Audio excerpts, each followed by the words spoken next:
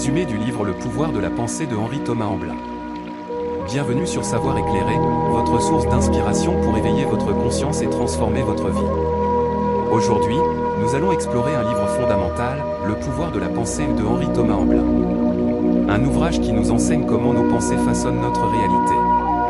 Préparez-vous à découvrir le pouvoir caché de votre esprit et comment l'utiliser pour manifester vos désirs les plus profonds. Chapitre 1, Comprendre le pouvoir de la pensée. Amblin commence par nous expliquer que nos pensées sont comme des graines que nous plantons dans le jardin de notre esprit. Chaque pensée que nous entretenons finit par se manifester sous forme d'expérience. Si nous semons des pensées positives, nous récoltons des résultats positifs.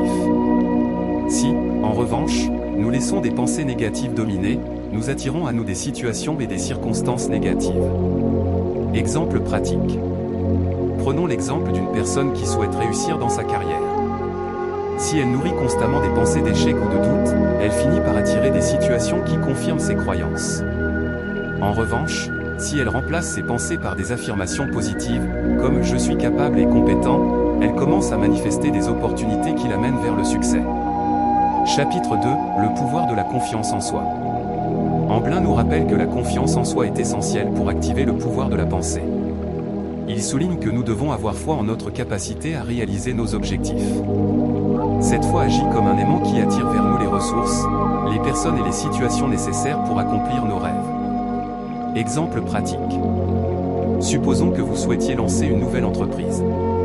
En croyant fermement en votre vision, vous attirerez des partenaires, des clients et des opportunités qui soutiendront votre projet.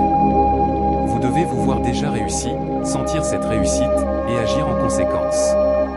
Cette conviction crée un élan irrésistible vers la réalisation astérisque.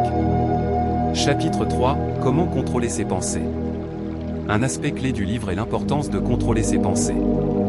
Amblin suggère des méthodes pour discipliner notre esprit, comme la méditation, la visualisation et l'utilisation d'affirmations positives. L'idée est de remplacer systématiquement les pensées négatives par des pensées constructives. Exemple pratique. Chaque fois que vous êtes submergé par des pensées de peur ou de doute, prenez un moment pour fermer les yeux et visualiser le résultat positif que vous désirez. Imaginez chaque détail avec clarté et ressentez les émotions associées à ce succès. Cette pratique simple peut transformer votre état d'esprit et, par conséquent, votre réalité. Chapitre 4, L'impact des pensées sur la santé. Amblin aborde également le lien entre nos pensées et notre santé physique. Il explique que des pensées de paix, d'amour et de gratitude peuvent renforcer notre système immunitaire et améliorer notre bien-être général, tandis que des pensées de stress ou de colère peuvent affaiblir notre corps. Exemple pratique. Si vous ressentez du stress ou de l'anxiété, essayez de pratiquer la gratitude. Prenez un moment chaque jour pour réfléchir aux choses pour lesquelles vous êtes reconnaissant. Cela peut être aussi simple que d'apprécier la chaleur du soleil ou la compagnie d'un être cher. Cette pratique apaise l'esprit et peut même avoir des effets bénéfiques sur votre santé physique. En conclusion, le pouvoir de la pensée de Henri Thomas Amblin nous enseigne que nous avons tous en nous un pouvoir immense, celui de diriger nos pensées pour créer la vie que nous souhaitons. En appliquant les principes de ce livre, vous pouvez transformer votre réalité et atteindre une vie pleine de succès et de bonheur. N'oubliez pas, votre esprit est la clé de votre destinée. Merci d'avoir écouté cet épisode des Savoir éclairé.